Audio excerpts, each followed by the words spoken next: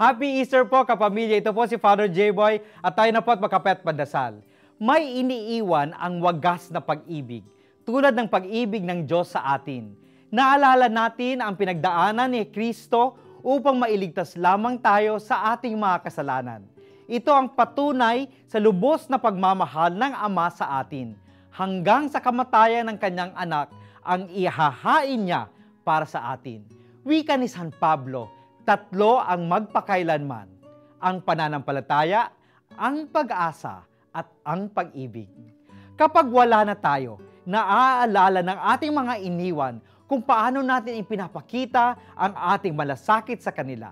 Pinaaalala sa atin ito ni Mother Teresa. Sabi niya, hindi ang ating mga ginagawa ang mahalaga, kundi gaano natin inilagay ang ating puso sa ating mga ginagawa. Sa aking mga karanasan ng mga naghihingalo, walang nagsasabing, dalhin mo dito ang aking mga medalya at diploma. Mas sinasabi nila, lumapit sa akin ang aking mga anak at kaibigan. Ukol sa tao ang ating buhay. At kung matutunan natin ito ng mas maaga, mas mabuti, nasa huli lagi ang pagsisisi. Kaya manalangin po tayo mga kapamilya. O Ama, tumulad nawa kami sa Panginoong Hesus na may dalisay na puso at lubos na nakatalaga sa kalooban mo. Amen. Happy Easter po muli.